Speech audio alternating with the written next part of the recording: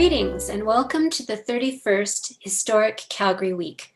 Thank you for coming to the presentation, Windows on Culture, Stained Glass at Christ Church. Now I would like to introduce your two presenters. First, we will hear from Catherine Evamy. Catherine was inspired by ancient stained glass from her childhood parish church in London, England, to buildings she encountered in travels across North America and the Middle East. Her interest in history, theology, culture, and art prompted her to commission stained glass windows for her home and for her parish church. Catherine has served on the boards of many Calgary arts, community, and ecumenical church organizations, including the Glenbow Museum, where she was appointed board chair by Premier Lougheed.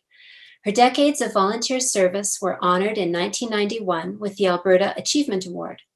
I met Catherine Archives Committee of the Anglican Parish of Christ Church, Elbow Park. She was dedicated to researching the history and meaning of the parish's decorative glass, and she will be sharing some of that history with you today. Our second, Dr. Frits Pannekoek. Frits was awarded the Alberta Order of Excellence in 2015 for promoting Alberta's cultural heritage, Aboriginal history, and open and accessible education for all. In 1975, he became Parks Canada's first Chief of Historical Research Prairie Region. Then he spent almost 2 decades as Alberta's Director of Historic Sites, Service, and Archives. After that, he served as Director of Information Resources at the University of Calgary and spearheaded the Alberta Heritage Digitization Project, which saw Alberta's historic content, including newspapers, local histories, books, magazines, and photos, become freely available on the internet. Frits is currently Professor of History at Athabasca University, past President of the Calgary Civic Trust, and Chair of Christ Church's History and Archives Committee. I'm delighted to have worked for Frits, and I found his passion for the preservation of Alberta's history in all its forms to be truly inspiring. Now I will hand the Zoom microphone over to Catherine. Thank you, Sherry, for that introduction, and welcome to the viewers of this first section of our presentation on stained glass. As a prelude to showing you some of the lovely windows at Christ Church, I'd like to begin by taking you on a whirlwind trip through history to briefly illustrate how and where the human glass production began and how it arrived in North America. Archaeologists think that man-made glass, as distinct from volcanic obsidian, probably began about 5,000 years ago. It is likely that inhabitants of ancient Mesopotamia and Egypt were the first to observe that when lightning strikes sand, it melts the silica, leaving behind globules of hard greenish substance, and today they're called tektites. These pellets were probably used as decorative beads and possibly for trading purposes. Eventually, around about 3000 BCE, ancient artisans were able themselves to reproduce a similar glassy substance by mixing lime and soda with sand, which they then melted in their pottery furnaces. And these furnaces were capable of reaching extremely high temperatures. You can see the Egyptian figures here, and their glass blowing, I think, there.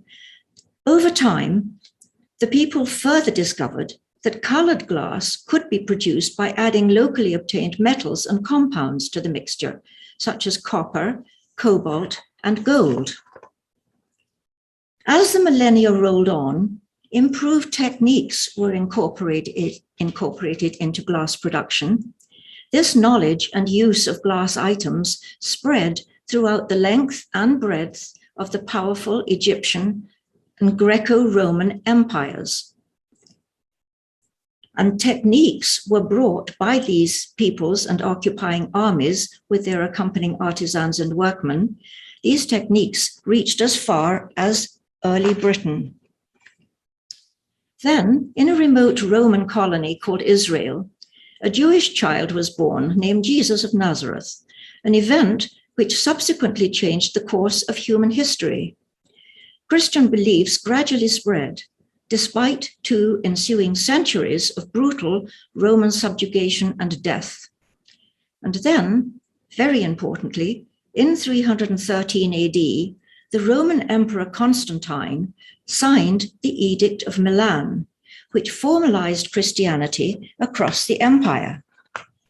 This important edict enabled Christian missionary monks to travel widely and establish and build holy sites in Western Europe and in Britain. For instance, Canterbury was founded in 649 AD in Anglo-Saxon England, and monasteries were also founded about the same time in Scotland and Ireland. In 1066, the French Norman conquest of Britain introduced large glass windows into church architecture, thus allowing light to penetrate and inside in the dark corners. And then in the 12th and 14th centuries, the introduction of strengthening stone flying buttresses, which you see here in this picture, these buttresses in high Gothic architecture enabled stained glass windows of amazing proportions and weight to be fabricated, as we see in this accompanying picture of Sainte-Chapelle in Paris, where the windows are 15 meters high. These and other pictorial windows have always been used as religious teaching aids, firstly for illiterate worshippers to learn Bible stories, as well as to inspire worship and awe.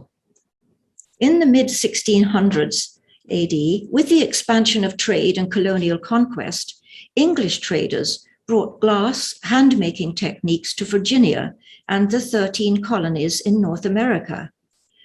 Thus began a new chapter in the story of human glass production in the New World. The European Gothic architecture and the later Victorian Neo-Gothic style were to influence North American architecture and glass windows into the ensuing machine age and beyond. However, the ancient skills and artistry of human hands have always been involved with producing beautiful stained glass creations. This slide shows how small pieces of glass are arranged to form a pattern or picture, and they're held together, traditionally, by strips of lead and supported by a rigid metal frame. This all requires artistic skill to conceive an appropriate and workable design, and the engineering skills to assemble the piece. A window must fit snugly into the space for which it is made. It must resist wind and rain, and also, especially in the larger windows, which we've just seen, it must support its own weight. The design of a window can be abstract or figurative, and may incorporate narratives drawn from the Bible, history, or literature. So, with this very quick overview, I would now like to show you some examples at Christchurch and tell you about some early Calgary citizens that these windows memorialize. This large window is entitled Blessing the Children.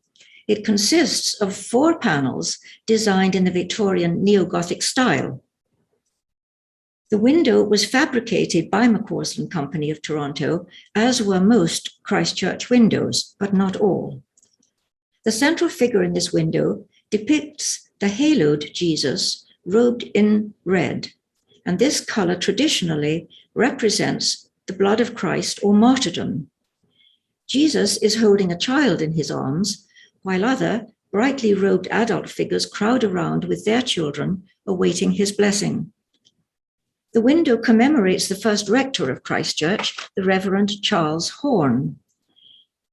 It was under his leadership that the basement of the first Christchurch structure was excavated in 1913, and where the congregation first gathered to worship.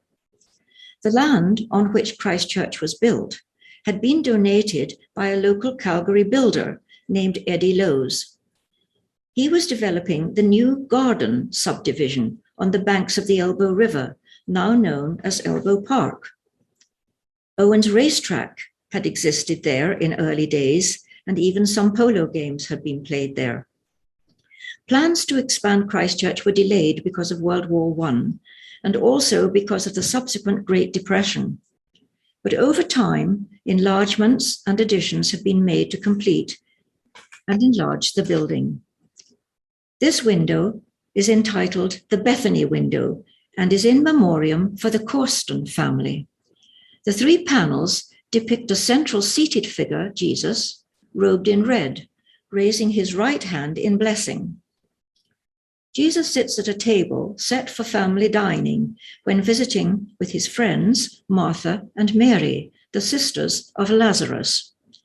Jesus had recently raised the very sick Lazarus from the tomb, and this miraculous sign convinced many who heard about it to become early followers of Jesus. Standing in front of Jesus, practical Martha is shown with a jug and a basin, and kneeling before Jesus is intuitive Mary, dressed in blue with a flowing headscarf. Mary's posture perhaps indicates that she will, in the next part of the gospel story, anoint Jesus' feet with costly oils and perfumes as an act of recognition of his spiritual power.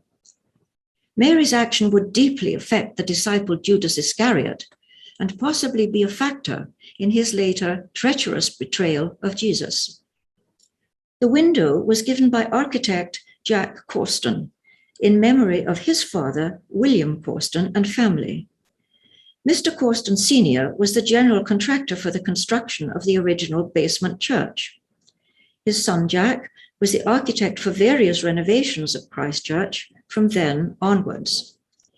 Jack was also known for designing the landmark Barron Building, now replaced, in downtown Calgary.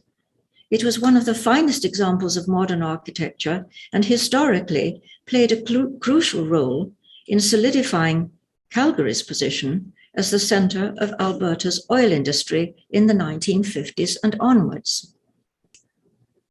This window is titled Risen Jesus, in memoriam of Colonel James Woods. It shows the central figure of Jesus dressed in white, which is a color used in stained glass often to denote purity or God. It shows three women at Jesus' empty tomb following his crucifixion under the Roman governor Pontius Pilate. The design captures the amazement of the women at the implications of the empty tomb and the message of the two angels. The window is in memoriam for James Hossack Woods. He was an honorary colonel of the Calgary Highlanders and the publisher of the Calgary Herald from 1907 to 1935. The park alongside the Elbow River on Elbow Drive was renamed Woods Park in his honor in 1941. Colonel Woods was also instrumental in having the memorial erected in Central Park on 12th Avenue. And a Maclean's magazine article from 1932 mentions his involvement with the hamlet of Ghost Lake and the Calgary Power Dam there. This significant contemporary three-panel window is titled Ascension. It depicts a majestic bearded figure of Christ, robed in white again and representing purity. He is surrounded by splendid blue, turquoise, and golden rays, and his wide open and accepting arms are outstretched towards the upturned faces of 11 disciples. The absent 12th disciple, Judas Iscariot, who betrayed Jesus for 30 pieces of silver, had killed himself. The allegorical design of the window depicts the words of Jesus to his disciples in trying to comfort them after predicting his death. He told them, "Do not let your hearts be troubled. I go to prepare a place for you." And then, in response to doubting Thomas's question about not knowing how to do this, Jesus stated, "I am the way, the truth, and the life. No one comes to the Father except through me." This is a basic doctrine in Christian theology. This window commemorates the King family, of which 5 generations have attended Christ Church. Frank King was an avid athlete, coach, Rotarian, and community builder. He was perhaps, though, best known for bringing Calgary onto the world stage by leading the way to putting on the best ever Olympic Winter Games in Calgary in 1988. In recognition of his services, Frank received the Order of Canada, along with 8 other medals of excellence. and he was named one of the 150 influential Albertans in honor of Canada's 105th birthday. There are two memorial windows in the Tavender family of husband and wife, Dorothy and Edward Tavender, and they're both shown here, St. Paul and St. Peter. The first window shows a white-haired St. Paul as the central figure, robed in red and walking with a staff and carrying a scroll, symbolizing Paul's many epistles and journeys as described in the book of Acts in the Bible. Originally, Paul's name was Saul, and he was an ardent Jew and also a Roman citizen. He began persecuting new adherents to Christianity until he had a life-changing and blinding experience on the way to Damascus, where he encountered the ascended Jesus. Saul became converted to Christianity and changed his name to Paul. He and other disciples, of course, spread the message of Christianity widely until Paul was martyred under Emperor Nero in 64 AD. This St. Paul window was given in memory of Judge Tavender, who served 17 years on the bench with a reputation for clear judgments and sympathy for the underprivileged. He also loved driving, and you will note that the window design includes a small white car in the lower right corner, referencing both the travels of St. Paul and the judge's fondness for cars.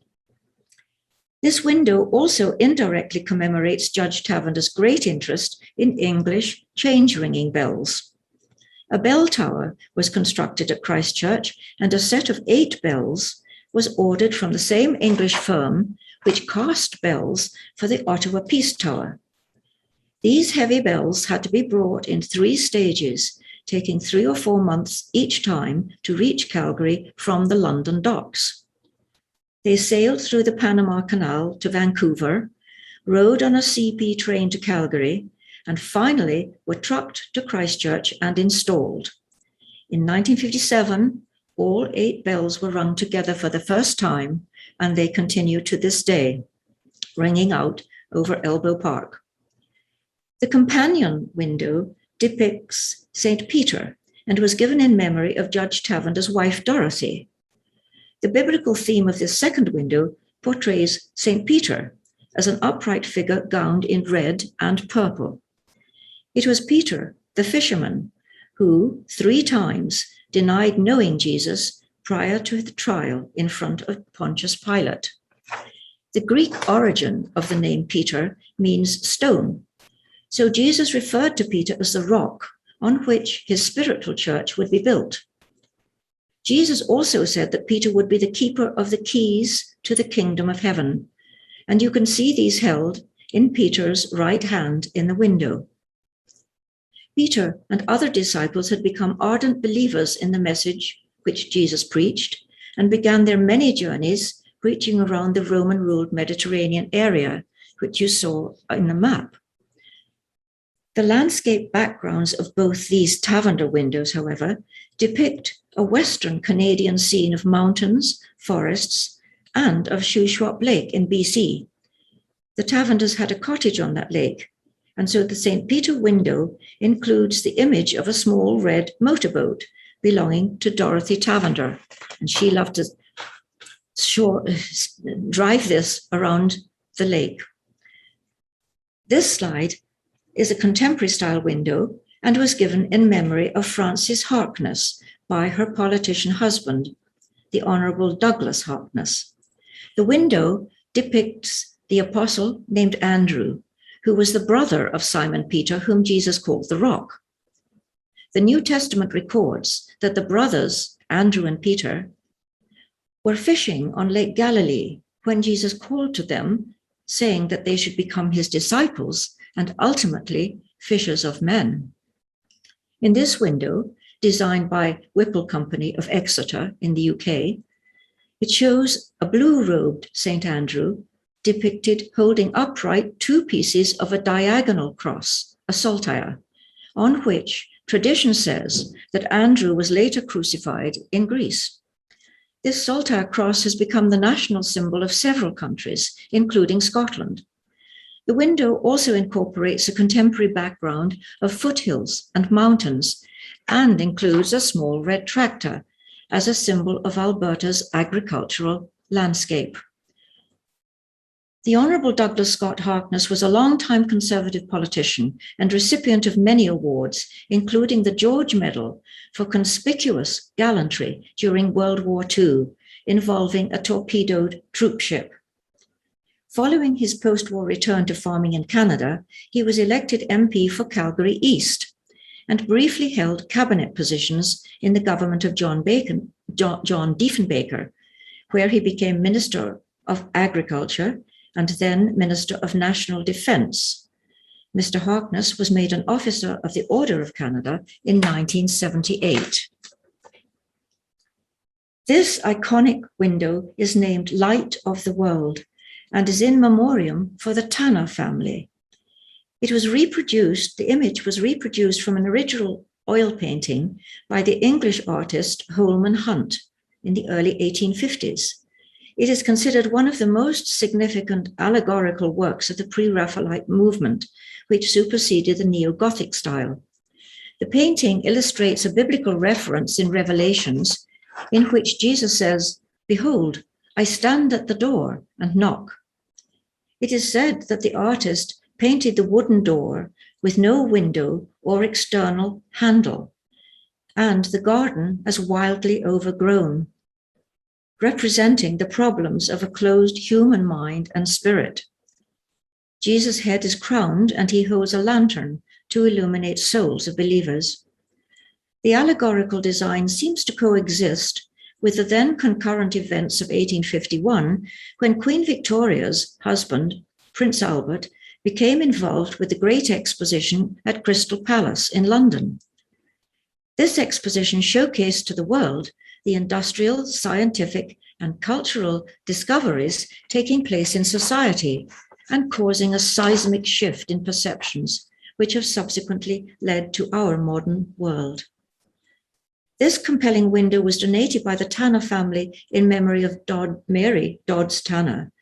She was a courageous grandmother who moved across the country from Saskatchewan to Calgary during the Great Depression of the late 1920s to raise her newborn baby grandson, whose mother had tragically died in childbirth, which happened to be common in those days, unfortunately.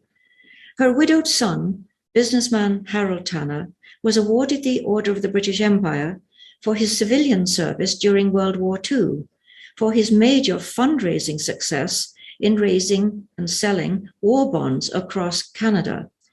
The Tanner family became connected through marriage to early Alberta ranching families and oil barons, and 6 generations of Tanners have attended Christchurch.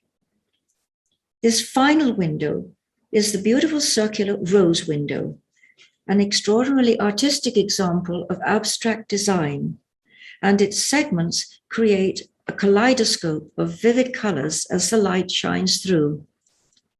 It portrays in visual metaphors the 7 gifts of the Holy Spirit, being wisdom, understanding, counsel, strength, knowledge, piety, and holy fear. These 7 gifts, as described in the book of Isaiah, are symbolized by 7 lamps, which have their base at the points of the star. At the top, the Holy Spirit is seen in the form of a dove descending towards the center.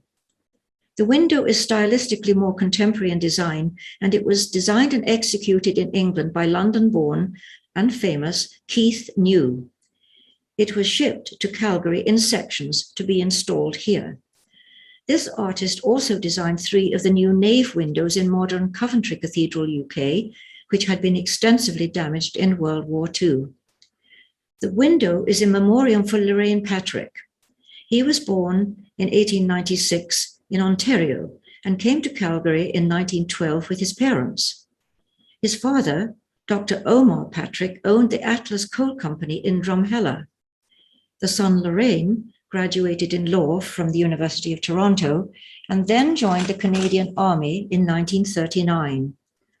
He supervised the largest ordnance depot in North America and for his war service was awarded the Commander of the British Empire, which is the highest ranking order.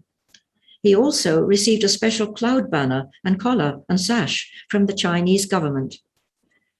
He retired from military life in 1945 as a brigadier and became involved with the coal industry and the Bank of Canada.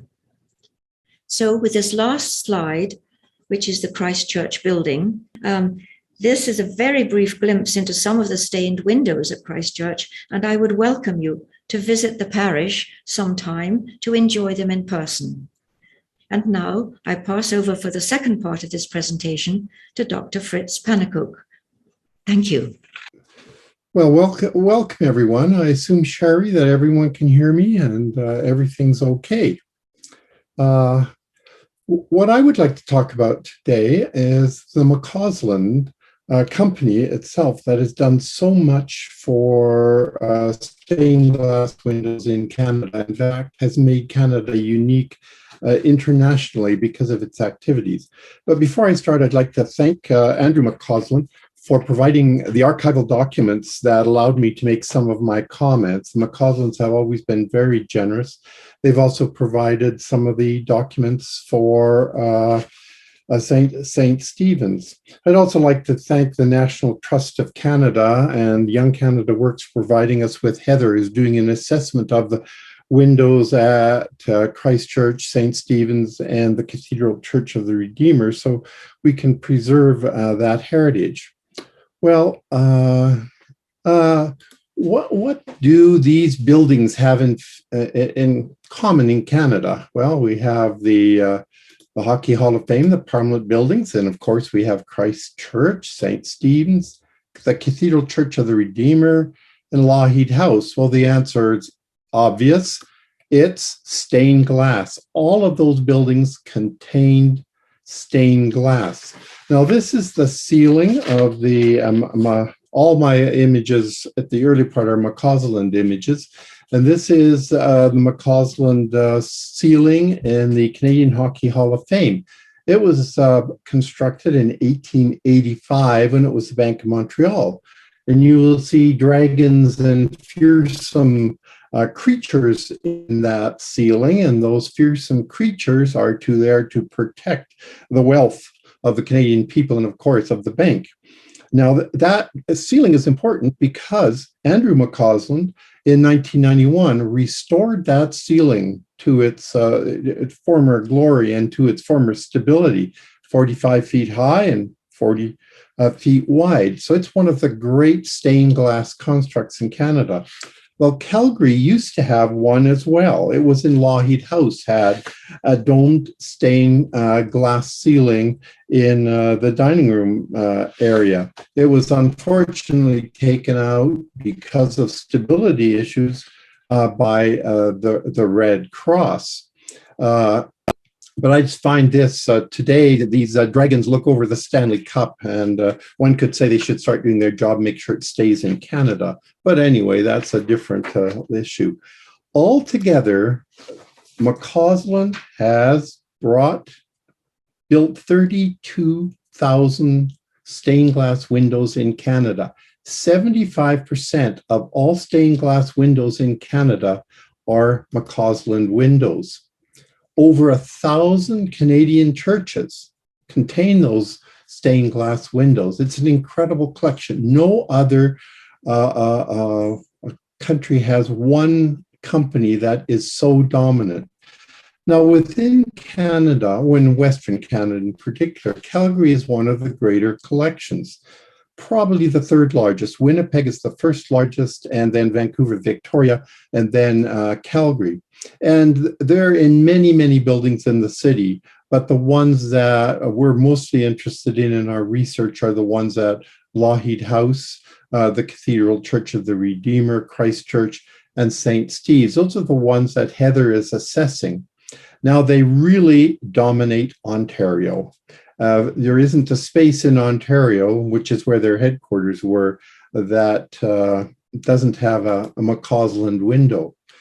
Well, McCausland, or they're known in the trade, I guess, as RML, Robert McCausland Ltd., was founded in 1857 by Joseph McCausland, who was a Church of Ireland individual who immigrated to Canada and became a Methodist. Not that that matters, but it's always interesting to show that Methodists can be interested in stained glass as well as Anglicans.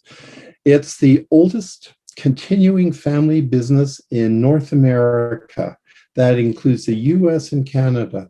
And for that, that is mentioned frequently.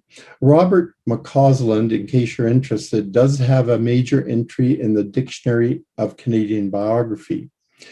His son, Robert McCausland, was probably the one that really created the artistic legacy that persists even today, influencing non-McCausland artists as well as the continuing work of that company, which is doing so much to stabilize its ancient windows.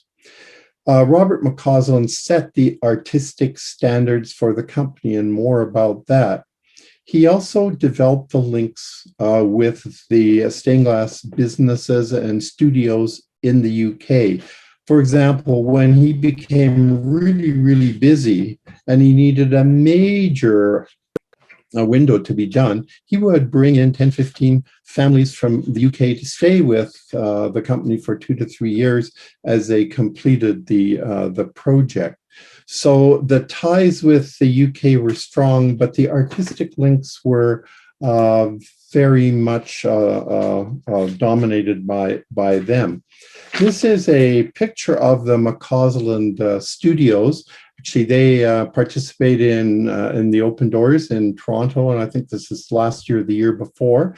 And you can see the tradition and how important it is in their offices in the Greater Toronto area. I really like the image on the left because it has a lot of the early drawings for the windows on the ceiling. It also has figures and more about those figures on that one shelf. And you can see an image of the various McCauslands behind the desk. And I will admit I haven't been there yet, and one day I do really want to go. Well, McCausland Joseph came to North America just as the stained glass revolution was beginning in the UK. It had nearly died prior to the Victorian era. It was still being done, still being managed, but it wasn't as prevalent as it would become. The stained glass window movement reflected what is known as the Anglo-Catholic revival. This is an attempt by the English and the Church of England in particular, to decry the Reformation. They argue they were a Catholic church, not a Reformation church. Now, we can argue that, but that's what the high church folks believed. And they attempted to bring the past and to glorify the present. And that impacted church architecture and the beginning of the Great Gothic movement, or the Neo-Gothic in the UK. It also introduced a new vocabulary of the Gothic and of stained glass windows, and some people new vocabulary, what's known in the Anglican ecclesiology. And that became important in reinforcing tradition, but also in how windows were used in the church. And the Victorian windows reflected their love of the Gothic. It was focused in a medieval form, but it was also very, very formulaic. And by that I mean it's the windows were all basically up and down. The figures were strong top to bottom. They tended to reflect sacrifice, heroism, duty, identity, and history, and they tended to reflect those values that made the British Empire what it was. Now, what's also interesting about these windows, and a little bit more about that later, is that they were equally in the UK designed by unknown women also by craftsmen. We still don't know who all the artists were, because it was considered a craft, not an art form. And in fact, in the UK, things got the early artists were very, very critical of stained glass. The Victorian stained glass, including this one, the Light of the World, probably the greatest Light of the World image within Canada, they were called innocuous, detestable, dull, feeble and vexatious, artistically negligible, deplorable. That's what the artist said about Victorian stained glass. Well, they overcame that. And this in particular was also decried as a low-end piece, but it became probably the most famous, most appreciated piece of stained glass in the entire, what was then known as the British Empire and Commonwealth. It made a tour, that image made a tour of the world in around 1900, and it's estimated that about 75%, for example, of Canadians, 75% of Australians actually saw that oil painting. So it had an incredible impact. Now, McCausland didn't only do, obviously, religious buildings. He also did, as the Hockey Hall of Fame shows, he did secular buildings. The most fantastic ones, secular designs, and you have to sit and look at them for a while to really appreciate them, are those in Lougheed House. And there are undoubtedly more in Calgary and Alberta. Some of them still have to be found. When you have a legacy of 32,000 windows, the inventory is not complete.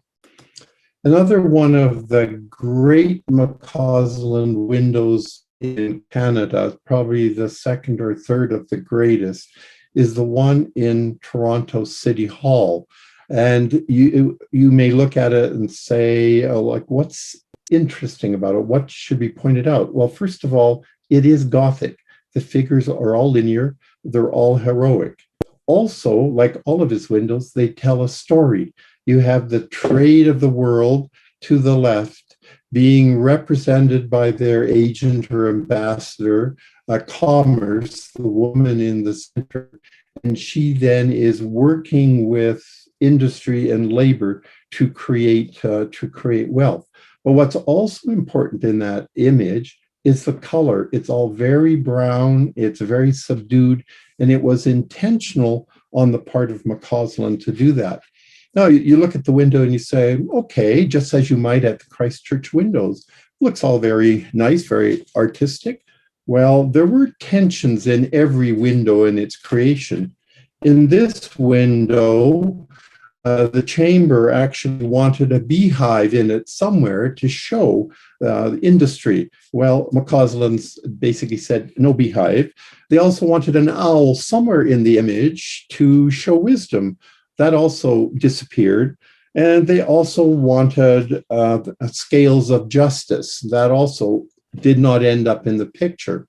So all of these images are, in fact, negotiated. None of them are as straightforward as they seem, which is why I love reading the McCausland archives, because they show the kind of debates that went on. Well, stained glass is, as I mentioned, is a craft, and thought of as a craft rather than art. Little is known, if you think of it as an artistic activity, about the artists. We know so little about them. You can only find out if you start reading the internal files. Eventually, in the last 40 years, so stained glass is become an art. And I would argue that one of the great McCausland artistic endeavors were the great windows in Canadian Memorial Church in Vancouver. It was a historic tour de force. Now, did all McCausland follow Robert? No, some of his descendants didn't. In the 1940s, Colonel McCausland was adamant that women's modern fashions should not be in stained glass because they didn't drape well. He also insisted that military uniforms were not appropriate because they kept changing too often. And he also fought for the use of certain colors. Well, the production of any McCausland windows is very complex. The McCauslands were keen on tradition, and they did research on every one of their windows, including every window at Christ Church. For example, did you know that seraphim have to have 6 wings and cherubim have 2 pairs of wings? Did you know that St. Paul is always in purple with gold robes and carries a sword? Or St. Peter is in blue and gold and carries 2 keys? Or St. John tends to wear red and green and carries a chalice? Doesn't mean that everything is the way it always will be, but it means that they're keen on following process. Catherine outlined some of the process, and I'm just watching my time, but every one of these windows is negotiated, the design determined with the client, and the exact size is determined. Then a watercolor, 1 inch to the foot, is done in exact colors. Then charcoal lines are laid out, or the lead lines. Then they're traced on heavy brown paper, 1 tracing for every sheet for every color, and then the cut lines identified. They're put together with wax, figures drawn, checked, taken apart, fired, and put together. It can take 18 months or longer to get this, to get a stained glass done.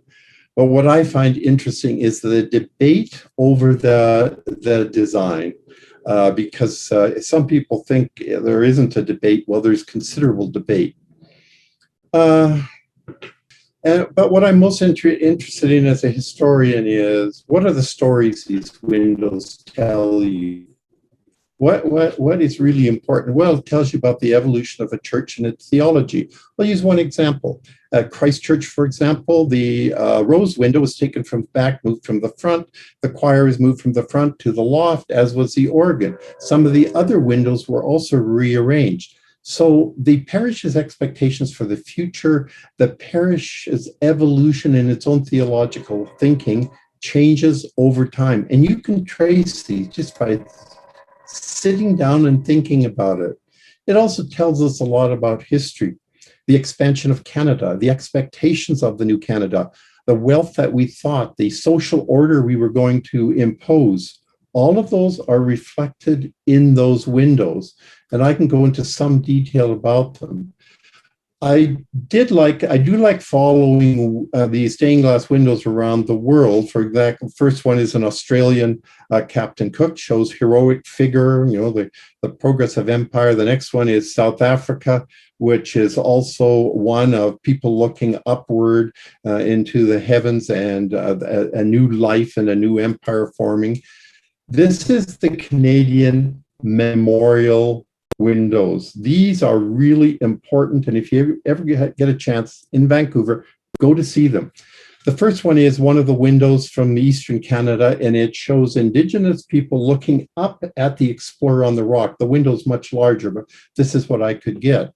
The next window is a window is part of the Alberta window, and the Alberta window is has St. Micah in the top, talking about turning guns into plows, etc. But what it's interesting is that these windows reflected months and months and months of research. Every item of clothing, every horse style, every harness, they did endless research on this. Well, what I want to do is summarize, I guess, just to say that stained glass windows continue to evolve. They may be in Gothic buildings, but they don't necessarily take Gothic forms. And they're continuing to add to the richness of Canadian life. This is a really important window. It's the residential school window in the Parliament buildings. And why this one is important, at least it's very important to me, is it's got an author, it's got an artist. Not all stained glass windows have artists. She's an Indigenous Métis artist. Also, the windows, while they're linear, they tell a circular story. In the top of the left, it shows the shattering of lives and glass because of the residential school, but there's a beginning of peace and reconciliation with the dove. Then underneath, as you go around the circle, you have the residential school itself. Then at the top, what you get is a residential school survivor who is now praying and pulling children together. The male is performing ceremonies to indicate how important culture is. Then you have the mother at the bottom nurturing her child. So stained glass still has a role to play, a very important role. It's become to me, it's become an art form now. It's become something that commemorates, yes, individuals, but it also commemorates life and the history of Canada. And there's new art forms coming every day. In Christchurch, you look at the top elevations, you see an interesting scene campfire. You see the introduction of small icons in glass. And this all happens over time. In Africa, stained glass has become a major art form. And this is one that I particularly am fond of. And the last slide, again, this is not a Gothic window. This has become a long horizontal window. And this is in the church in Soweto. This is the church in which the apartheid regime killed a number of protesters. And again, they commemorated that event through the release of Mandela and the creation of a new window. But it's a window that's not linear, it's not Gothic, it's wide and embracing. So I guess the lesson of this all is McCausland and their windows have created tradition, but that tradition is ever evolving and changing. And in Canada, we have, through a lot of private practitioners now, we've got a new set of artistic endeavors. And I encourage people in particular to embrace the new stained glass and to look at what can be done.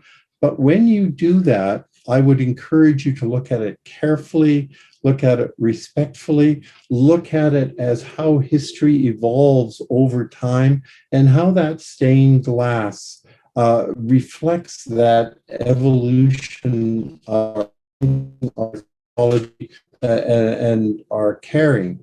I hope I haven't gone on too terribly long and that there's some time for questions. Thank you so much for the wonderful presentation. Let's take a look to see if we got some question here. Okay, so question, which is your favorite building in Calgary when it comes to stained glass? Well, I suppose just off the cuff, I can't say other than I'm very fond of the ones in Christchurch and because these are the churches I know, and so those windows are familiar to me. I am when my head also says that I'm very fond not only of the ancient windows in Britain and in Europe, but also in Mexico and in Central America and South America. Their designs are spectacular and so involving. I love those. Fritz, what do you think? Well, my favorite in Calgary, I'm thinking of what stained glass is supposed to do for you when you sit in the light and the light comes and filters through the windows. And I say the best time to see those windows is in twilight at Christchurch during evensong, when the light comes through the windows. There is no light inside, but it's a spiritual experience. I would say Christchurch ranks up there, but so does Knox United, has some spectacular, at the right time of day and the light comes through, you can feel yourself being moved by the light, and which is what stained glass is supposed to do. Mm-hmm. So beautiful. I definitely learned a lot from you guys because I'm always curious about that little card in the earlier slides. Why? Because it's olden time, but yet juxtaposed with modern imagery. So such as the car, such as the boat. Now I know right? And my personal favorite is the one in the Lohi House, the dancer, right? Oh, It's an yeah. oval shape. It's very iconic. That's my favorite. Okay, another question is, where do you folks think will see a future stained glass window being installed? Political buildings, public buildings like libraries or elsewhere. We do recently, if I may comment, that in the public library, Seton Library, we recently, for the indigenous placemaking, we invite a Métis artist to create a stained glass for us. It's already Yes. installed. Feel free to check out. It's modern style, very beautiful. My view on that is that's exactly appropriate. Stained glass has moved from being a craft to being an art form, and the artists are actually identified. One of my favorite national stained glass windows is that one by Christy Belcourt, who has practiced in Alberta, and she's a Métis artist. And so I think stained glass allows statements in a number of places, and I think that places like libraries ought to have them. I think they have a place in public buildings, and they should create thought, not necessarily hostility, but thought. And the windows the early windows in churches, but even in public buildings, were intended to create thought and to make you think and reflect. And that's why I like stained glass most in quiet, when the light is just right, including the ones in public buildings, because you do then see what the intent is and how color can be used, and how stained glass are as much about emotional message as they are about the message of a word. They really do rely on emotion. Another question is, the window in Lohi House have a rabbit and a deer. When are they painted? I do not have the exact date in my fingertips, but I know that the Lougheed House folks do have they have had a presentation on those windows. What I really would like to see, which I haven't yet, and I'm sure they do have it, is the design of the dome. That would be spectacular. So I hope at some point they think about either recreating or placing a stained glass dome. It would make a completely different room underneath. Also, another question. Is there a pamphlet at Christchurch for visitors about the stained glass? Well, this is what we are hoping to produce. And it's in process, can I say, and in preparation, because that we have at Christchurch 29 stained glass windows, fixed windows, and what we call 3 portals. So we're trying to establish and come up with a kind of a map, a direction map of the windows and where they are positioned in the church, so that anybody who is perhaps a stranger to the church could come in, pick up a one-pager, as you can in so many churches in Europe, and find out something about the windows. And into the bargain, as I was telling Heather, our summer student, that there are churches in England, in one particular in Durham, where they have used technological ways so that people could go online, have a kind of a map of the positioning of windows, and just sort of put your finger on the button of that particular number, and then there's a drop-down menu describing and showing in video form that particular window. I'd really like to do that for Christchurch. Mm-hmm. So my question is, as a Calgarian living in the city, exploring the different areas to see the stained glass, is there a beginner guide, like how we can enjoy or learn about the stained glass? Fortunately not. However, what I would encourage people to do is go to the McCausland website or the Canadian Stained Glass Institute website, look up Calgary, and then you can get a listing of where the most windows are. So you'll find a density of windows in the Cathedral, Church of the Redeemer. There's a lot there. Christ Church has a lot, and St. Steve's has a lot. So if you focused on those three, you would probably get the bulk of them. And Lougheed House is interesting because it's very accessible, and it also shows the use of stained glass within a domestic environment, which is, I think, interesting. And it's also interesting how the Lougheeds use design from the animal world in their domestic environment. Would you mind say the website again so I can post it for people? I will send it to you. I don't know off the top of my head. It's if you type in McCausland or the Canadian Glass Institute, you will immediately be directed there in some form or another. Sounds good. Thank you.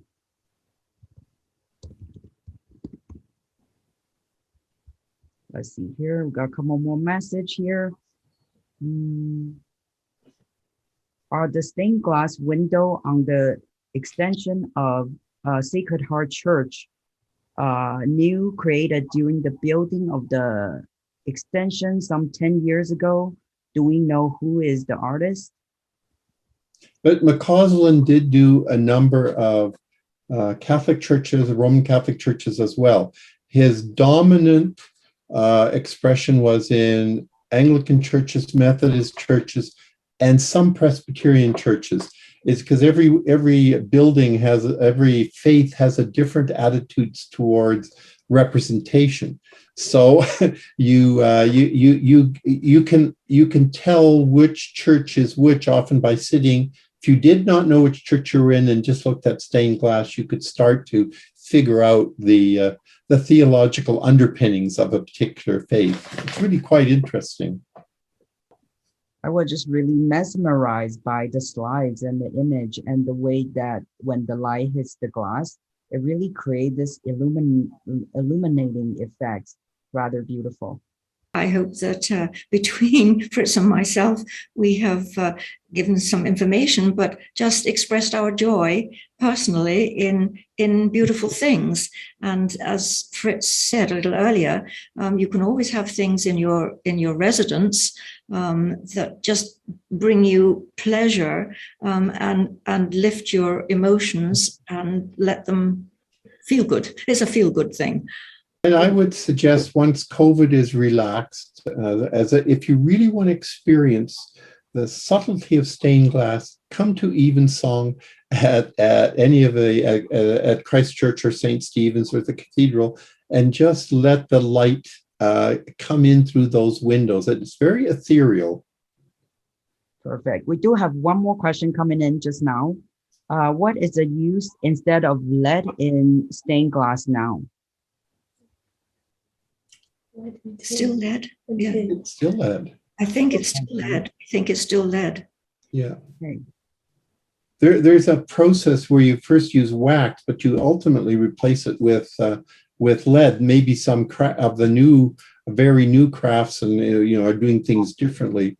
But as Catherine pointed out, structure in those windows matter too. If you don't fuss over structure, eventually they start to bow slightly and they start to deteriorate. And that's one of the big problems with stained glass windows today, the really big ones, is they become structurally unsound as they bow. And this is why it's so important to do an inventory condition report of those windows. If they're continue to be part of Canada's heritage, we do have to take care of them. Yes, I just wanted to say thank you to our presenters. Thank you, Catherine, for shining light on some early Calgarian parishioners of Christ Church. Thanks, Frits, for sharing the history of McCausland's stained glass windows and placing stained glass windows in a historical and a cultural perspective. I think that's so important. And I know I wasn't aware of some of the newest creations and how they're situated in big public buildings and the reconciliation window, I think, is fabulous. So thank you for sharing the information on that and giving us an idea of where things are going in the stained glass world in the future.